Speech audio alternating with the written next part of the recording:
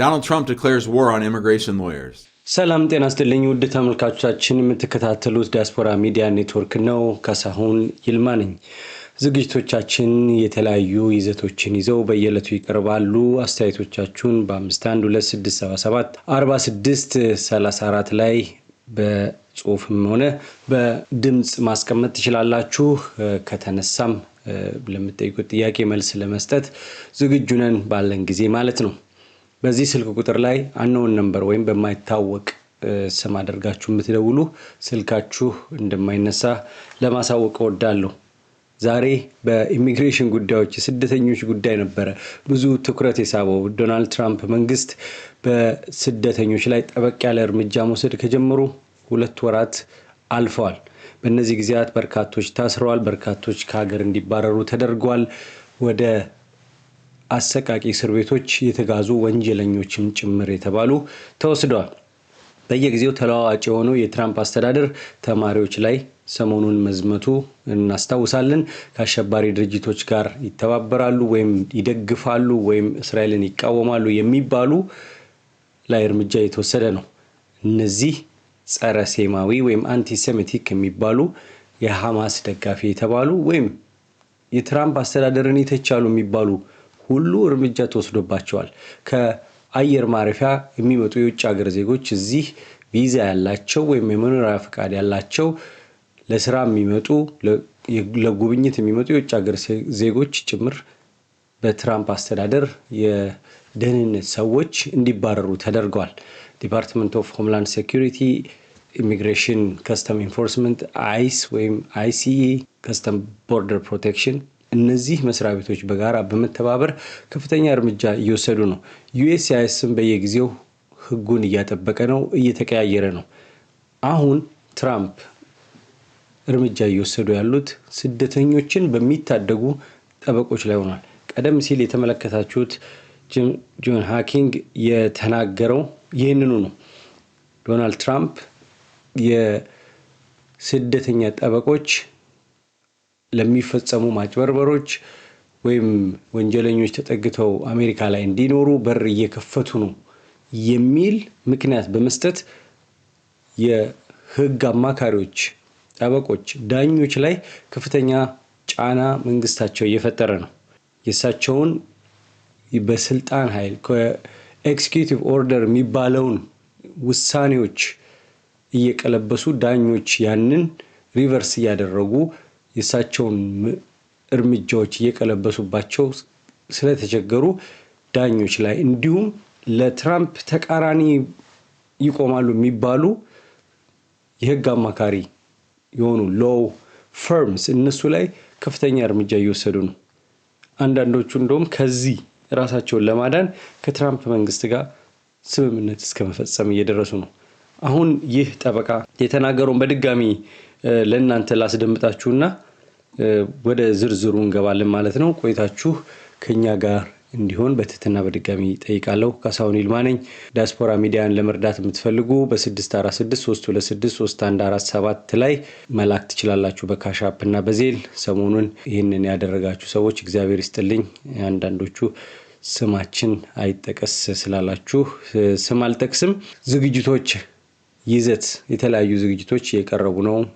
ኢትዮጵያን የተመለከቱ፣ የአፍሪካ ቀንድን የተመለከቱ እንዲሁም ሌሎች እንግዶች እየቀረቡ ኢንተርቪው የሚደረጉትንም ገባ እያላችሁ ከዚህ ከኢሚግሬሽን ጉዳይ ውጭ ያሉትንም እንድትመለከቱ አበረታታለሁ፣ በትህትናም ጠይቃለሁ። ምክንያቱም በታየ ቁጥር የሚዲያው እድገት በየጊዜው እየጨመረ ስለሚመጣ ይህን የምትመለከቱ ደግሞ ሰብስክራይብ ሳታደርጉ እያያችሁ ከሆነ ሰብስክራይብ እንድታደርጉ ድጋሚ ጠይቃለሁ። እስካሁን ባለፈው እድል መቆጨት ብቻ ጥቅም የለውም። አሁን ያለውትን እድል መጠቀም ያስፈልጋልና በመሃል ፒያሳ አድዋ 00 ቁጥር 2 አጠገብ ላይ አዋጪ የንግድ ስፍራ ላይ ቴምር ሪል ስቴት 500 ሱቆችን ለገበያ ያቀረበ። ቅድመ ክፍያው 900,000፣ አጠቃላይ ዋጋው ደግሞ ከ3.9 ሚሊዮን ብር ጀምሮ። ይፍጠኑ፣ ጥሪቶን ጥሩ መሰረት ላይ ያኖሩ። ቀድሞ ለደረሰ እድል ለሚጠቀም ከፍ ማለት እንጂ ዝቅ ማለት የለም። ቴምር ባቀረበው በሪል ስቴት ዓለም የሱቅ ባለቤት ይሁኑ። ከዚህ በተጨማሪም በመሃል ፒያሳ ከሊሴ ገብረ ማርያም ትምህርት ቤት ጀርባ ከ480 ሺህ ብር ቅድመ ክፍያ ጀምሮ ከስቱዲዮ እስከ 3 መኝታ ቤት ድረስ የቤት ባለቤት ይሁኑ። ይህ ለእርሶ ይገባዎታል። ቴምር ሪል ስቴት። የትራምፕ ጉዳይ ጠበቆች ላይ እየወሰዱ ያለውን እርምጃ እሱን እንመለከታለን። Donald Trump declares war on immigration lawyers.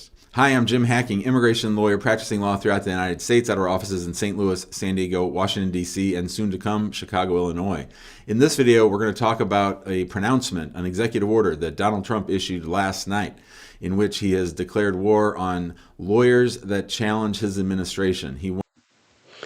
እንደሰማችሁን ነው የሱን አስተዳደር የሚገዳደሩ ጠበቆች ወይም የህግ አማካሪዎችን እነሱ ላይ አነጣጥሯል። የትራምፕ አስተዳደር በዝርዝር እናየዋለን።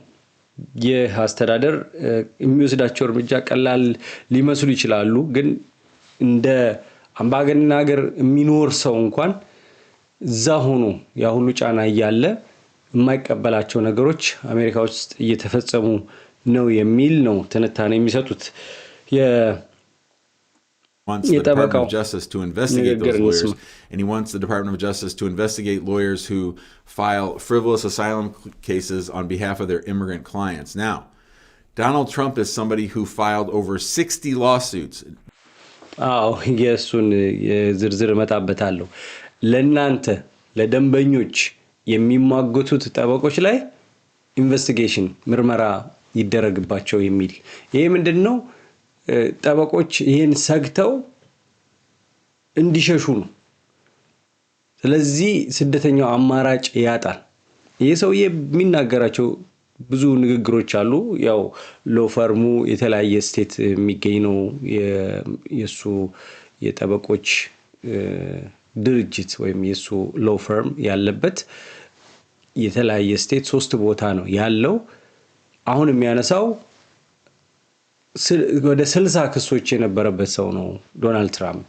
በዛ ጊዜም በህግ ሰዎች ተፈትኗል ነው የሚለው። That had no merit challenging the results of the 2020 election, and now he's complaining about ያው 2020 ላይ ምርጫ ተጭበርብሯል ብሎ ነበረ። ያ በጣም ሐሰተኛ የሆነ ነገር ነው። በፕሬዚዳንት ባይደን ዶናልድ ትራምፕ በትክክል ተሸንፏል። በዛ ክሶች ራሱ መርታት ያልቻለ እሱ ብቻ ሳይሆን ያንን ሴራ በመጠንሰስ የተጠረጠሩ ሰዎች ራሱ ተጠያቂ እንደሆኑ ያነሳል።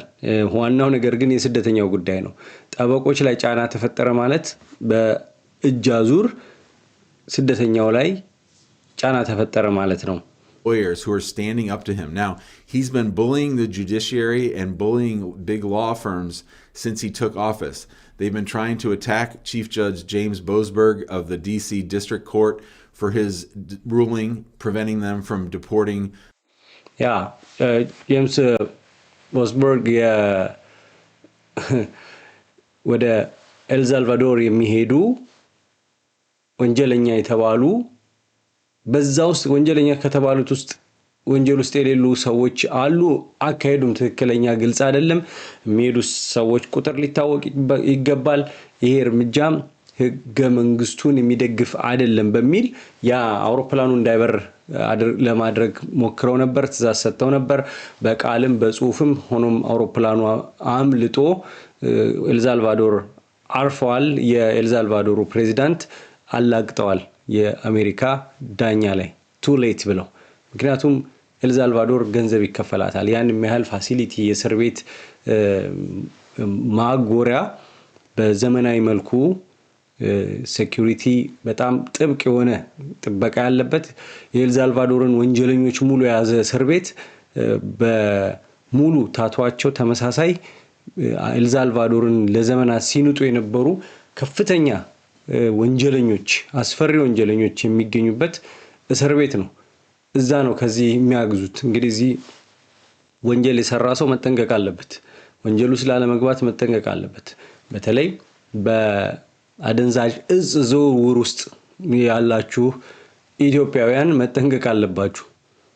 ብዙ ምናቃቸው ምንሰማቸው በተለይ ዋሽንግተን ዲሲ አካባቢ ብዙ የሚሰሙ ነገሮች አሉ። ከተያዛችሁ መጨረሻችሁ ጓንታናሞ ቀርቷል። አሁን ኤልሳልቫዶር ነው የምትወሰዱት። ይህ እስር ቤት መወሰድ የለባቸውም ብሎ ያዘዘው ዳኛ እስካሁን ብሎክ አድርገዋል ተብሏል። ነገር ግን ዛሬ ራሱ አውሮፕላን ኤልሳልቫዶር አርፏል እስረኞችን ወስዶ። እነዚህ እስረኞች የአሜሪካ ዜጋ አይደሉም። እነዚህ እስረኞች የኤልሳልቫዶር ዜጋ አይደሉም። ከተለያየ ሀገር የመጡ ለምሳሌ ትሬንደራጓ የቬኔዙዌላ ወንጀለኞች አሜሪካንን ለማተራመስ ህፃናት የደፈሩ ሰው የገደሉ እንደዚህ አይነት ናቸው የሚል ነው። ግን ግልጽ መሆን አለበት። ዚስ አሜሪካ የተገነባችው በዲሞክራሲ፣ በትራንስፓረንሲ፣ በተጠያቂነት በእነዚህ ነገሮች ነው። በግልጽነት በተጠያቂነት ይሄ አገራችን ኢትዮጵያ በየመስሪያ ቤቱ ተጽፎ የምናያቸው እዚህ በተግባር የሚታይበት ሀገር ነበርና አሁን የትራምፕ እርምጃ ህግን ከማስከበር አሜሪካንን ታላቅ ከማድረግ ባለፈ ታርጌት የሚያደርጋቸው እነማንም ላይ ያነጣጠረ ነው። የህግ አካላት በመጀመሪያው የስልጣን ዘመናቸው 4 ዓመት ውስጥ ሚዲያው ላይ ከፍተኛ ዘመቻ ሲያደርጉ ነበር። ሚዲያን ፌክ እያሉ ማለት ነው።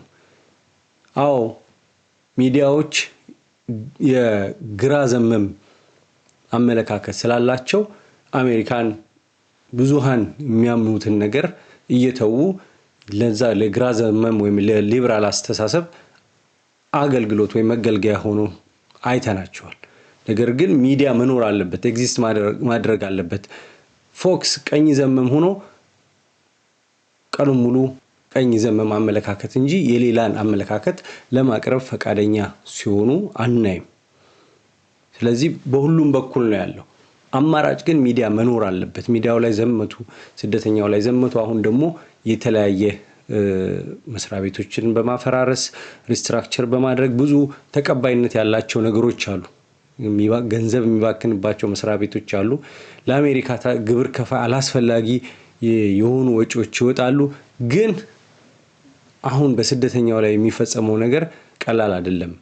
ሲፈጸም ደግሞ አሁን ለምሳሌ ተጠይቀው ነበር የቱርካዊዋን ተማሪ ከቦስተን መንገድ ላይ አፍነው ሲወስዷት የአይስ ኤጀንቶች ማስክ አድርገዋል፣ ተሸፍነዋል። ይሄ በአሜሪካ በጣም ትልቅ ነውር፣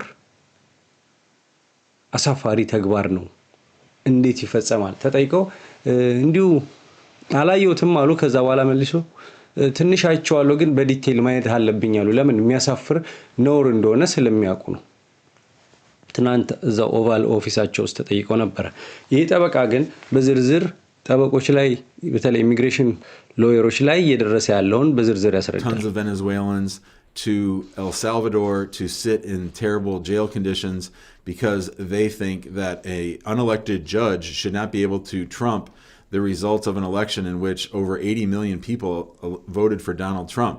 And so he's complaining now and wants the Department of Justice to investigate lawyers.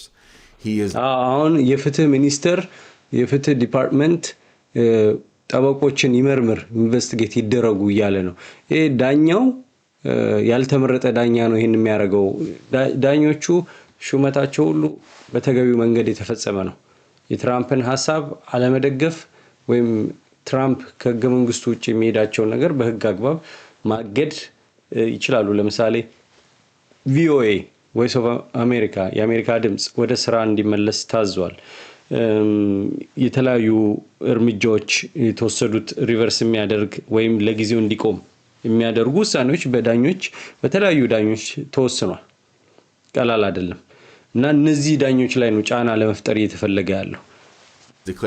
war on Judge Boasberg. He has declared war on 2 big law firms that had people that had the temerity to work on the prosecutions of Donald Trump or on the civil lawsuits against Donald Trump.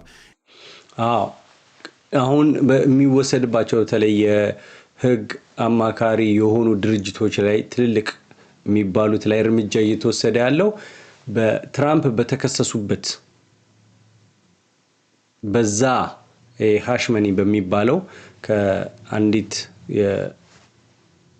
ሴት ጋር በነበራቸው ግንኙነት በዛ ሲከሰሱ በዛ ውስጥ የነበሩ የህግ ሰዎችን ኢላማ አድርገው እነሱን እያሳደዱ ነው።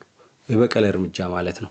ይሄ ቀላል አይደለም። አሁን ይሄ ጠበቃ ይሄንን ሲል ሌላ ምንም መልከት ያው ለማነጻጸር ስለሚሆን ይሄ ሰውዬ ብቻ ሳይሆን ዜናው ትናንት ነው። Trump says lawyers were helping to fuel rampant fraud and meritless claims in the immigration system and directed the Justice Department to seek sanctions against attorneys for government that he deems unethical. And a memorandum to U.S. Attorney General Pam Bondi, Trump says lawyers were helping to fuel rampant fraud and meritless claims in the immigration system and directed the Justice Department to seek ኢሚግሬሽን ጉዳይ ላይ የሚወሰዱ እርምጃዎችን ለምሳሌ ዳኛው ብሎክ ያደረገውን ያንን ስራ እያስተጓጎሉ ነው የሚል ክስ አለ። ዲፓርትመንት ኦፍ ሆምላንድ ሴኩሪቲ ዋና ኃላፊ ናት። እዛ እስር ቤት ድረስ ነው ሄደችው። እነዚህ የሚያስፈሩ እስረኞች ናቸው። ለምንድን ነው ያ ጀስቸር ያስፈልገው? ያን ታይታ ያስፈልገው ለምንድን ነው? በቃ ወንጀለኞችን ልክ ያስገባናቸው ነው። እዚህ ነው የምትመጡት ነው ትሰሙታላችሁ። law firms that bring immigration lawsuits and other cases against the government that he deems unethical. And a memorandum to U.S. Attorney General Pam Bondi, Trump says lawyers were helping to fuel rampant fraud and meritless claims in the immigration system and directed the Justice Department to seek sanctions against attorneys for professional misconduct. የሙያ ግድፈት ለምሳሌ ኢሚግሬሽን ሲስተሙ ላይ የውሸት ነገሮች እንዲጥለቀለቁ በማድረግ ነው ትራምፕ የሚከሰው። በዛ ላይ ስነ ምግባር የጎደላቸው ይላቸዋል። ግን የህግ ጠበቆቹም ለስደተኛ ዳኞቹም ለህግ ይቆማሉ።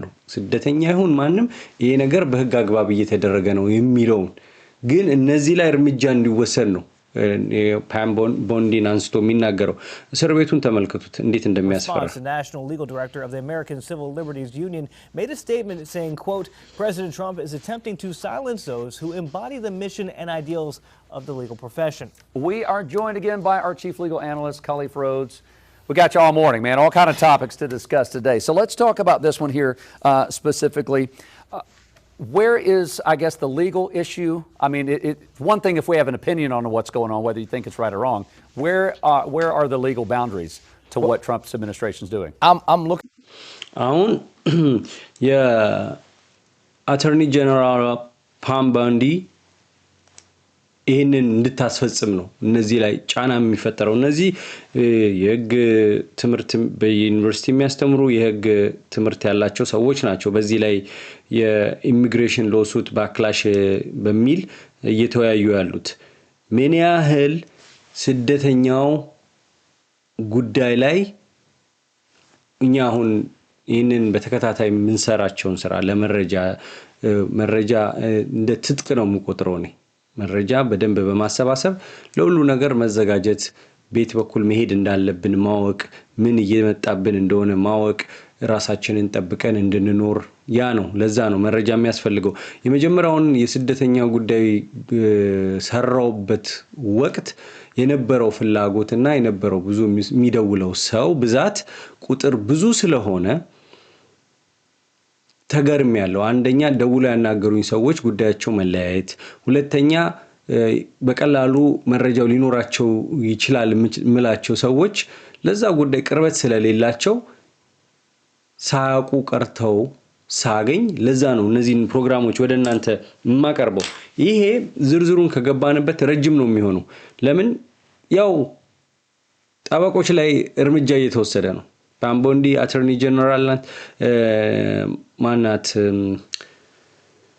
ኖም የዲፓርትመንት ኦፍ ሆምላንድ ሴኩሪቲ የዋና እዛ ኤልሳልቫዶር ድረስ ነው የሄደችው ለማየት።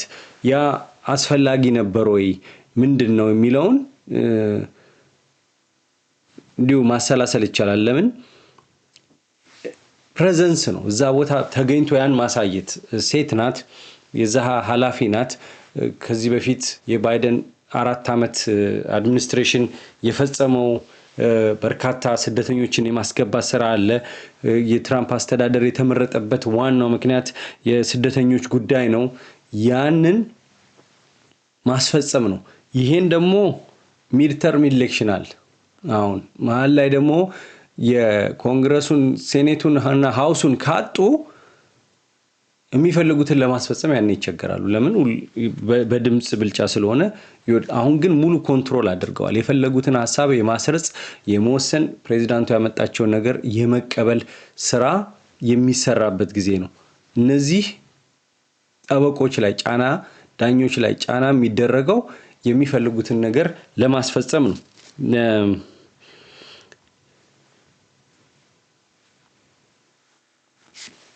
አሁን የነዚህን ትንሽ ውይይት እንሰማለን። For myself, I don't just play an attorney on TV. I actually am a practicing attorney. And let's go back further. I used to teach at the law school, Charlotte School of Law, that was here, ethics. So this is exactly my wheelhouse. I am confused on this memorandum. I've read a number of memorandums before, but when you're talking about the rules of ethics, let's start here. Attorneys are a self-governing body. So if Julian is an attorney and I'm an attorney and I see Julian doing something wrong, I have an ethical obligation to report him. So much so if I fail to report you, I can lose my license. That's how deep the law profession goes. Yeah, I know attorneys on TV are misportrayed. In movies, they're looked at as, ambulance chasers and scumbags. But make no mistake about it, our profession is probably one of the most scrutinized that's out there because everything you do is fine-tuned, microscopic, examined. And so... አሁን ምንድነው የሚለው? ይሄ የመጣው ገርሞኛል። የኛ ስራ እኮ ራሳችንን እናስተዳድርበት አንዱ ጠበቃ አንዱ የተሳሳተ ነገር ወይም ከህግ ያፈነገጠ ነገር ሲያገኝ የሚጠቁሙበት በማይክሮስኮፕ በቃ እንደዚህ ምንታይነን ትኩረት ያለብንን አንድ ሰው ከተቆመ ያ ጠበቃ ተጠያቂ ይሆናል። አሁን የመጣው ነገር ግን ሊገባኝ አልቻለም። የምትመለከቱት ስክሪናችሁ ላይ የኤልሳልቫዶር እስር ቤት ነው። ዳኛው ብሎክ ማድረግ የጠበቆች ደግሞ በየጊዜው ለስደተኞች መቆም እነዚህ ነገሮች ትራምፕ አስተዳደርን አስቆጥቷል። ለዛ ነው ለአተርኒ ጀነራሏ ለጀስቲስ ዲፓርትመንት ወይም ፍትህ ዲፓርትመንት ወይም ፍትህ ሚኒስቴር እንደምንለው ለዛ ትዕዛዝ የተሰጠው ኢንቨስቲጌት እንዲደረጉ የህግ ፈርሞች የህግ ጠበቆች ዳኞች ላይ ጫና ለመፍጠር እየተደረገ ነው የሚሉት። This right here, I don't understand what this is saying. Are you attempting to say that you want to charge or bring charges against attorneys for doing their jobs? I mean, በቃ ይሄ ነው ዋናው። ጠበቆች ስራቸውን ስለሰሩ መረመርኩ ብለህ ክስ ልታመጣ ነው ወይ ነው። በርካታ የተቋማት አሉ በትራምፕ አስተዳደር በኤክስኪዩቲቭ ኦርደር ጫና ያለባቸው ከነዚህ መካከል ይሄ ራሱ ዜና ትልቅ መረጃ የሚያመጣ ነው። ልጨምርላችሁ እንኳን አይደለም ጠበቆች ላይ ሪፐብሊካን ሆኖ የነሱን ሐሳብ እዛ ውስጥ ይሄ ነገር አካሄዱ ልክ አይደለም፣ ስደተኞች ላይ የሚፈጸሙ ልክ አይደለም የምትል አይዳሃው ውስጥ ተመራጭ የሆነች ሴትዮ ላይ ጫና ነው የተፈጠረው። ለምን በቤተሰቦቿ ትልቅ ቢዝነስ አላቸው። እዛ ቢዝነስ ውስጥ አንቺ ህገወጥ ስደተኛ አንዶክመንትድ ኢሊጋል የሆነ ስለምትቀጥሪ ነው ኢሚዲየትሊ ይበርበር የነሱ ቢዝነስ የሚል ነው በዘመቻ በማህበራዊ ገጽ አሁን አላቸው። የሪፐብሊካን ልክ ዴሞክራቶችን እንዳላቸው ሪፐብሊካኖች እጅግ ያቺን 4 ዓመት ለመቀልበስ እና ለመበቀል ብዙ ነገር እያደረጉ ነው። የራሳቸውን የሪፐብሊካን ሰው ሳይቀር እዚህ አይነት ጫና ውስጥ እስከ መክተት የሴትዮዋን ህይወት እንቅልፍ እስክታጣ አመሰቃቅሏል። እሱን እንመለከታለን።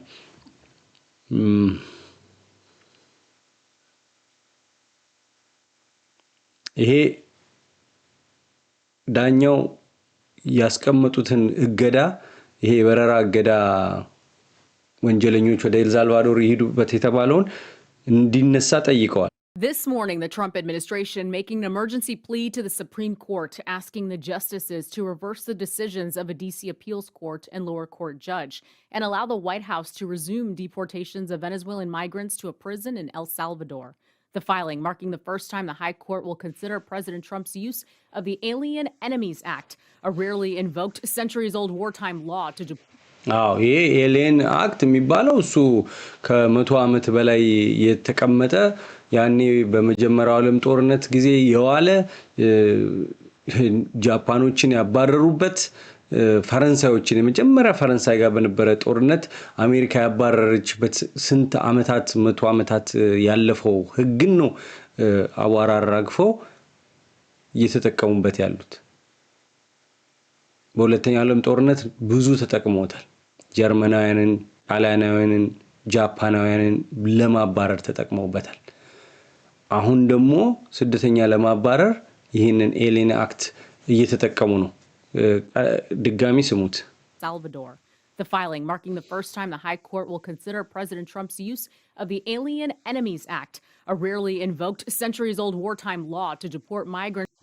የጦርነት ጊዜ ህግ ነው ስደተኛ ለማባረር እየተጠቀሙ ያሉበት። ኤሊየን እንግዲህ የኤሊየን ኢነሚ አክት የውጭ ዜጋ ሆኖ ጠላት ስለዚህ ከሀገሬ ይውጣ ነው። ያ ለወር ታይም ነው፣ የጦርነት ጊዜ ነው። አሁን እንግዲህ ያን የጦርነት ህግ ነው እየተጠቀሙበት ያለው። ሌላ ተጨማሪ ያሳያችኋለሁ። አሁን ያ ቶሎ እቀባው ይነሳ ብለው ነው የጠየቁት። ሌላ ደግሞ ትራምፕ ታርጌት ያደረጓቸው ሎፈርሞችን እነዛ ላይ የሚወሰደው እርምጃ ሌላ ደግሞ ዳኛ ብሎክ አድርጓል የትራምፕን አስተዳደር። Well, in back-to-back rulings Friday night, 2 federal judges temporarily blocked President Trump's executive orders targeting specific high-profile law firms. The orders signed this week restrict the firms from working with federal agencies. The firms have represented and employed President Trump's political opponents. እነዚህ አሁን የህግ ድርጅቶች የህግ አማካሪ ድርጅቶች በመንግስት መስሪያ ቤቶች ውስጥ ይሰራሉ። እነዛን ነው ጥርግርግ ብላችሁ ውጡ የሚል እርምጃ የተወሰደው።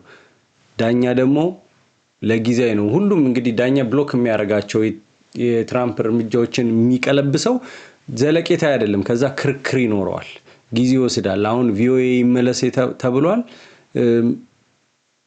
ሊቆይ ይችላል፣ አይታወቅም። ለጊዜው ግን እንዲሰሩ ስራ እንዲጀምሩ ታዘዋል። ምክንያቱም ዳኛ ብሎክ ስላደረገው።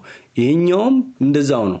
ትራምፕን በዛኛው 4 ዓመት ከትራምፕ ተቃራኒ ለሆኑ ተቋማት ወይም ድርጅቶች ወይም ግለሰቦች ጥብቅና ወይም ማማከር ቆማችኋል የተባሉ ተቋማት ናቸው እርምጃ የተወሰደባቸው። ዳኛ ደግሞ ይሄን ቀልብሶታል።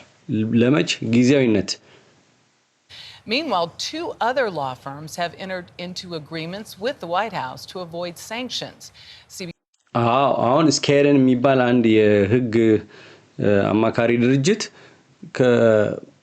ከማዕቀብ እንዳይጣልበት ሲል ከትራምፕ ጋር ተስማምቷል። የት ፌደራል እንግዲህ የመንግስት መስሪያ ቤቶች ጋር መንግስት ውስጥ መስራት ብዙ ገንዘብ ያስገኛል። ለምን ኮንትራክቶች ስለሚፈራረሙ። አሁን አንድ ትራምፕ በሚለው መንገድ ሄዳለው በሚል 100 ሚሊዮን ስምምነት አድርጎ አብሮ ለመስራት ወስኗል። ሆኖም ሌሎች የታገዱትን መታገድ የለባቸውም በሚል ዳኛ በጊዜያዊነት ያንን የትራምፕ ክልከላ ቀልብሶታል። CBS News Justice correspondent Scott McFarland has more from Washington. A flurry of activity in the courts late into the night Friday night. Some of the largest and most name-brand law firms in America fighting to stay alive, to stay in business. They accuse the Trump administration of targeting them with executive orders. አያችሁ ትራምፕ የፈረመው ሰሞኑን እርምጃ እነዚህን ከስራ የሚያስወጣ ነው። ዊልመር ሄል፣ ጄነር ኤንድ ብላክ፣ ፐርኪንስ ፖል ዌይስ፣ ኮቪንግተን። አሁን እኔ እነዚህን ተቋማቶች አላቃቸውም። ትክክለኛ ስራ የሚሰሩ ይሁን ወይም ከመንግስት መስሪያ ቤት ጋር እየተሽከረከሩ ትልልቅ ብሮችን የሚያፍሱ ድርጅቶች ይሁኑ እኔ አላቅም። ሆኖም ግን አንድን ሀገር የሚያደርገው ዲሞክራሲያዊ የሚያደርገው በህግ አግባብ እርምጃዎች ሲወሰዱ በዛ አግባብ ዜጎች ሲተዳደሩ ነው። በተቀመጠው ህግ አንድ ፕሬዚዳንት መጥቶ የፈለገውን በኤግዚኪዩቲቭ ኦርደር እያፈራረሰ ሲሄድ ትንሽ ቆም ብሎ ማሰብ ያስፈልጋል። ነገ ኤፕሪል 2 ነው። ኤፕሪል ዘፉል እንዳይሆን ኤፕሪል ፉል እንዳይሆን ዛሬ ኤፕሪል 1 ነው። ኤፕሪል ፉል እንዳይሆን ነው ከፍተኛ ለውጥ አሜሪካን የነጻነት ቀን ነው ያሉት ሊበርቲ ዴይ ታሪፍ ነው። እነ ካናዳ ላይ እነ ሜክሲኮ ላይ የተለያዩ ቻይና ላይ ብዙ ታሪፎች አሉ። አሁን ብዙ ሀገራት ታሪፍ እንዲቀርጡ ለማድረግ ውሳኔዎች ይወሰናሉ ብለዋል። ባለፈው ይታወሳል 25% ነበረ ለሆነ ጊዜ ተራዝሞ ነበረ 10% የሆነባቸው አሉ ተጨማሪ እነ ቻይና ላይ እነ ሜክሲኮ በትራምፕ ለመስማማት ከትራምፕ ጋር የተሞዳሞዱ ነው። ካናዳ ጠንከር ብላለች። ሌሎች ሀገራትና አውሮፓም ብዙ የሚጠብቁት ነገር አለ። ከአውሮፓዎች ጋር መቆራቆዝ አለ። ለምንድነው አሜሪካን ሁሉም ውጪ ሄዶ የተመረተ አሜሪካ እየመጣ እኛ ብዙ ቀረጥ እንከፍላለን። ትሬድ ዴፊሲታችን ከፍተኛ ነው። ስለዚህ መክፈል የለብንም ነው። እነዚህ ሁሉ በየቀኑ የሚከሰቱ ነገሮችን አብዝተውታል። ለመዘገብ ራሱ እያንዳንዷን ቢቻል በቀን 5-6 የሚሆኑ ስቶሪዎች የሚወጣቸው ናቸው። የዚህ የታሪፉን ጉዳይ ነገ መጣበታለው። ትራምፕ እነዚህን መስሪያ ቤቶች ወይም የህግ አማካሪ ድርጅቶች ላይ ከስራ እስኪወጡ ድረስ የሚያስችል እርምጃ እየወሰደ ነው። ይህንን ነው እንግዲህ ጠበቃውም ተናግሯል። ሰምታችኋል። ማስታወቂያ እንመለከትና ተመልሼ እመጣለሁ። እስካሁን ባለፈው እድል መቆጨት ብቻ ጥቅም የለውም። አሁን ያለውትን እድል መጠቀም ያስፈልጋልና በመሃል ፒያሳ አድዋ 00 ቁጥር 2 አጠገብ ላይ አዋጪ የንግድ ስፍራ ላይ ቴምር ሪል ስቴት 500 ሱቆችን ለገበያ ያቀረበ። ቅድመ ክፍያው 900,000፣ አጠቃላይ ዋጋው ደግሞ ከ3.9 ሚሊዮን ብር ጀምሮ። ይፍጠኑ፣ ጥሪቶን ጥሩ መሰረት ላይ ያኑሩ። ቀድሞ ለደረሰ እድል ለሚጠቀም ከፍ ማለት እንጂ ዝቅ ማለት የለም። ቴምር ባቀረበው በሪል ስቴት ዓለም የሱቅ ባለቤት ይሁኑ። ከዚህ በተጨማሪም በመሃል ፒያሳ ከሊሴ ገብረ ማርያም ትምህርት ቤት ጀርባ ከ480,000 ብር ቅድመ ክፍያ ጀምሮ ከስቱዲዮ እስከ 3 መኝታ ቤት ድረስ የቤት ባለቤት ይሁኑ። ይህ ለእርሶ ይገባዎታል። ቴምር ሪል ስቴት። I, Donald John Trump, do solemnly swear. The second inauguration of Donald Trump Solemnly swear that I will faithfully execute. Was a turning point. Faithfully execute. For Idaho Representative Stephanie Mickelson, they showed up at our business, days later. That point came later that week. He started targeting me on Tuesday and they were there by Friday. Representative Mickelson is referring to a January 21st social media post by Ada County GOP Vice Chairman Ryan Spoon, in which he asked the Deputy Director of Immigration and Customs Enforcement if he could please send some illegal immigration raids to the businesses owned by Idaho State Representative Stephanie Mickelson. She's been bragging about how many illegals her businesses employ.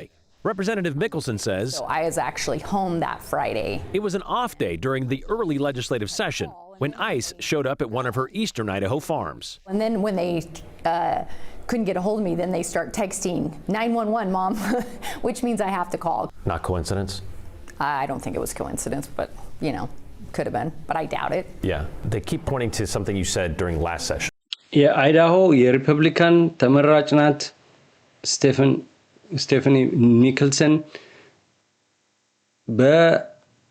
በሪፐብሊካን ውስጥ ሆና የስደተኞች ጉዳይ የሚወሰደው እርምጃ ሊታሰብበት ይገባል የሚል አስተያየት ስትሰጥ ነው የራሷ በሪፐብሊካን ውስጥ ያለ ሰው ስለ ስደተኛ ቀጥሮ መስራት ስትደነፋ ነበረ። መመርመር አለባት፣ ቤቷ መበርበር አለባት ያለው እዛው የሚኖር ነው። ይሄ ሰውዬ አይዳሆ ውስጥ 6 ዓመት ብቻ ይኖር ነው። የአይዳሆ ሰው አይደለም። እሷ የአይዳሆ ስቴት ነዋሪ ናት። ስለ ስቴቱ የበለጠ ማህበረሰቡ ጋር ቁርኝት ያላት ናት። ያ ሰውዬ ግን አሁን ያለውን የትራምፕ አስተዳደር አጋጣሚ በመጠቀም እንደነዚህ ያሉ ብራግ የራስ እንኳን ለዲሞክራት ለሊበራል ለስደተኛ አይደለም ለራሳቸው ለሪፐብሊካን ውስጥ ራሱ የሚቃወማቸውን መቋቋም አልቻሉም። ለምንድን ነው ስደተኛን የተመለከተ ጉዳይ ላይ እንዴት ከኛ ተቃራኒ ትቆሚያለሽ የሚል ነው። though. So what it was is we were having a discussion, and it was a Texas force style bill, which was already tied up in the courts. This right here is another key component to us protecting and defending the people of Idaho, and that is protecting the very borders of our state. So on this particular case, and I feel like this has been happening a lot lately, is we target a certain ethnicity or a certain group, and we want to demonize them. For debate on motion, Labor 32. It was during the House debate on last session's immigration enforcement bill. I think you need to remember that every food processor, probably in this state, from the large food processors to the small ones. But I stood up and I said, I think we need to be really thoughtful before we're passing some of these bills, because I think they have unintended consequences. So if you guys think that you haven't been touched by an illegal immigrant's hands in some way, through either your traveling or your food, you're kidding yourselves. So because of that, then they claimed that I had admitted to something which I had never admitted to. Which is likely what Spoon referenced on January 23rd of this year, calling Mickelson a, quote, plantation mistress, and said, አዎ እቺ ሪፐብሊካን ሴትዮ ናት። ቀላል አይደለም። አሁን ራያን ስፑን የሚባለው የራሷ ፓርቲ ሰው ነው። ሆኖም እሷ ይሄ ሊጋል ወይም አንዶክመንትድ የተባሉት ስደተኞች ይነሱ ያልነኩትን ቢያንስ የስራቸውን ውጤት ለእናንተ አልጠቀመም ወይ? የሚሰሩት ስራ በአንድም ሆነ በሌላ መልኩ ስደተኛ የሰራውን ነገር ነው የምንጠቀመው ነው የሷ አባባል። እና አይዳሆ ስቴት የሚያስተላልፈውን ህግ ይጤን ብላ ስላለች ነው የፕላንቴሽን ሚስትረስ የሚል ስም ሰይሞላት ሴትየዋን አታክ ለማድረግ ቤቷ ድረስ የተኬደው። ስሊፕለስ ናይትስ ነው ያሳለፍኩት ትላለች። ይህን ሁሉ ማመጣላችሁ በየዜና ጣቢያው ሲቢኤስ፣ ኤምኤስኤንቢሲ፣ ፎክስ፣ ሲኤንኤን ምን እያላችሁ ብትሄዱ ከኦንላይን ሚዲያዎች እስከ ዋና ሚኒስትሪ ጠቅላላ ሚዲያዎች ብትመለከቱ ስደተኛውን የተመለከቱ ዜናዎች ናቸው እለት እለት። ስለዚህ መረጃዎችን እየያዛችሁ ለራሳችሁ የሚገባችሁ ምንድነው ቃና ነቃ ማለት ያስፈልጋል። አይ ወንጀለኛ ብቻ ነው ምናምን አትበሉ። እንደውም እሱን ከፈለጋችሁ ስልክ ሁሉ ይበረበራል ኤርፖርት ሲመጣ። እሱን ላሳያችሁ። የዚች ሴትዮ ታሪክ ራሱ ለብቻው ብዙ ነገር የሚቀርብ ነው። ለምን የተለያየ ያቀርብኩላችሁ የምነግራችሁ ነገር እንዲሁ የዋዛ አይደለም። ራሳችሁን በደንብ አዘጋጁ። ዶክመንታችሁን በደንብ ያዙ። ዜጋ ያልሆናችሁ ሰዎች ዜጋ ሁኑ። የሚለውጣችሁ ውስጣችሁን እናንተነታችሁን ወረቀት አይለውጠውም። እዚህ ሀገር እስከኖራችሁ ድረስ ከሄዳችሁ ኢትዮጵያ ፋይን አሪፍ ነው ወደ ሀገር መመለስ። እዚህ ግን ከኖራችሁ ዜጋ የመሆን እድል ካላችሁ አታመንቱ። አፕላይ አድርጉ። ዜጋው ያ ፕሮቴክት ያደርጋችኋል። እንደ ጋሻ ለመጠቀም ነው። ለምሳሌ የተማሪዎቹን ፎን ብርበራ ስልክ ብርበራ እንስማ። Particularly when it comes to these university and college students, what more can you tell us? I mean, when you apply for a visa, you're here on a discretionary basis. So if you apply for a visa and you're trying to come in here on a visa, you are already under a microscope. So any action that the U.S. government deems that they have the right to withdraw their discretion for you to remain here, they can technically do that. It's if you look at the immigration applications and it talks about what groups you support and who you support. It doesn't matter what you believe. It matters what the United States believes and what groups in the United States designates to be terrorist organizations. And in the applications, those boxes are yes or no questions. And if the U.S. feels like you don't warrant their discretion to remain in the United States anymore, they can take action against you and you can make that fight in court. Well, last question for you. I mean, what do you think happens in the coming months? Because now we're just a little over 2 months into this new administration. Do you think we'll see more changes? I think we will. I think there's going to be a lot of pressure right now on USCIS and DHS and Border Patrol and hopefully Congress to come up with some solutions that fix the immigration process here in the United States. I mean, if they can open up these cap numbers and make it easier for legal migration into the U.S., I think you're going to start seeing some real changes with the immigration process. Well, really appreciate your time. Immigration attorney Saman Nasseri. Groups in the United States. When you apply for a visa, you're here on a discretionary basis. Maybe they're coming in on a visa, but they're actually coming here to get married and stay. They just want to go. They don't want to go through the longer routes. So that has been happening for some time. Just right now, it's being heightened and it's under a microscope because it's happening so much more often. You know, and in the intro to this, you know, we talked about, you know, these high-profile cases of detentions, particularly when it comes to these university and college students. What more can you tell us? I mean, when you apply for what is your advice when it comes to that? Because I've heard of some people saying they're just deleting out apps, they're clearing out all of their text messages. Would you advise that? You can if you want. I mean, it's the U.S. government. You have to assume they always know more than you think they know. But to be fair, checking texts and emails and WhatsApp messages, ICE and the border have done that for years. That is not something new. There's been cases for years where they check people to see if they're working illegally in the United States or if they're coming in under false pretenses. Maybe they're coming in on a visa, but they're actually coming here to get married and stay. They just didn't want to go through the longer routes.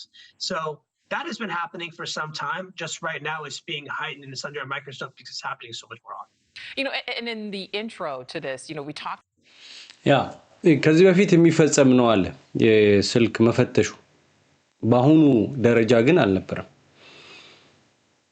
የሚጠረጠር የሚሉትን ሊፈትሹ ይችላሉ። አሁን ግን ዋትስአፕ ሜሴጅ ሶሻል ሚዲያ ምን ፖስት አረክ ምናምን የሚለው የጠበቀ ፍተሻ ያለው አሁን ነው። የተለያዩ ዜና ማሰራጫዎች ይህንን በተመለከተ ዘግቦታል። እየፈለጋችሁ ማየት ትችላላችሁ ከጊዜ አንፃር ማለት ነው። ስለዚህ ሁላችሁም ጥንቃቄ እንድታደርጉ በሰማችሁት መረጃ ለናንተ ጋር የሚመሳሰል እኔን ይመለከተኛል ይሄ ነገር የምትሉ ሰዎች ለናንተ ነው። የማይመለከታችሁ ሰዎች አይመለከታችሁ። ይሄ ጉዳይ ግን ስደተኛ ሆኖ ጥገኝነት እየጠየቀ ያለ ወይም ጠይቆ እየኖረ ገና ግሪን ካርድ ያላገኘ ካለ ግሪን ካርድ አግኝቶ ደግሞ ገና ዜጋ ያልሆነ ካለ ግሪን ካርድ አግኝቶ ጥቂት ማይነር የሚባሉ ወንጀሎች በፍጥነት መንዳት ወይም የሆነ ከመንጃ ፍቃድ ጋር ወይም የሆኑ ማይነር የሚባሉ አነስተኛ የሚባሉ ወንጀሎች የሰራ ተሳቆ የሚኖር ሰው አለ በአሁኑ ሰዓት። መረጃው ግን ሲኖረው ምን ጥንቃቄ ማድረግ አለበት ምን ጥንቃቄ ማድረግ የለበትም። በዛ ላይ ከሌላ ሀገር ወደ አሜሪካን ሀገር መጣችሁ ጥገኝነት ልትጠይቁ ገና ያሰባችሁ ያላችሁ ያልመጣችሁ ሰዎች አላችሁ። እዚህ የተካሄደ ያለውን ነገር እያያችሁ ነው። በምን መልኩ ያዋጣኛል ምን ባድርግ ምን ዝግጅት አድርጌ ነው አሜሪካ ገብቼ ከዛ ጥገኝነት የምጠይቀው የሚለውን አስቡበት።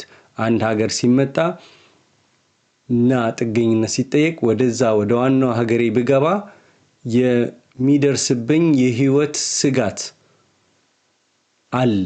ይሄ ነው የምትሉት ነገርን ማዘጋጀት አለባችሁ ከመምጣታችሁ በፊት።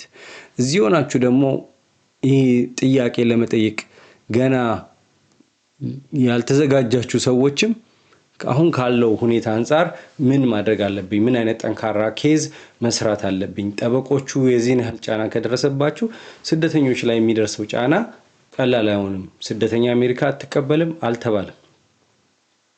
በህጋዊ መንገድ አሳይለም ይጠይቃል። ሆኖም ግን ከሪፊውጂ በተለያዩ ሀገር ያሉ የነሱ ቆሟል።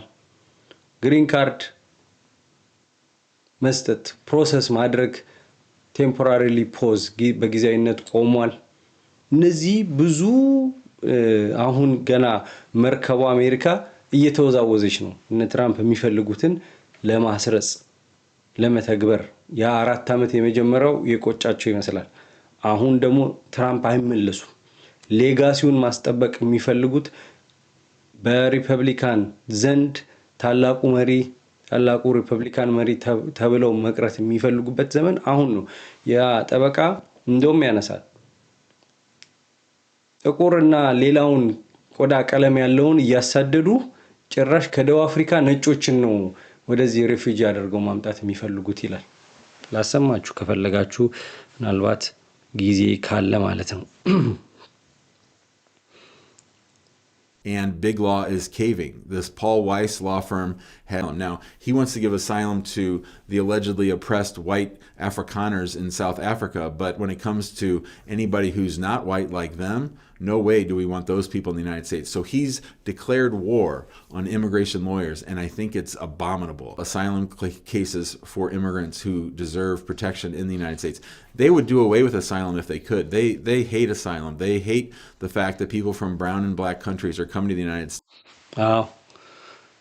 ቆዳቸው እንግዲህ ጠይምና ጥቁር ከሆኑ ሀገሮች የሚመጡ ሰዎች እዚህ ባይገቡባቸው አሳይለምን ቢያቆሙ ደስ ይላቸዋል እንደውም ከደቡብ አፍሪካ ነጮቹን ሊያመጡ ነው የሚፈልጉት and white countries and seeking asylum. Now, he wants to give asylum to the allegedly oppressed white Afrikaners in South Africa, but በደቡብ አፍሪካ ተጨቁነዋል የተባሉ ነጮችን እነዛ አፓርታይድ ደቡብ አፍሪካን አሟጠው የመዘበሩ ነጮችን እዚህ ለማምጣት ይፈልጋል የሚል ነው። እኔ አላልኩም ነጩ ሰውዬ ነው ይሄንን ይያለ ያለው ጠበቃ ነው። ስለዚህ ጆን ሃኪንግ የሚናገረውን ሰምታችኋል። ስለተከታተላችሁን ከልብ እናመሰግናለን። ዝግጅቱን ያቀርብኩላችሁ ካሳሁን ይልማ ነኝ። ጤና ይስጥልኝ።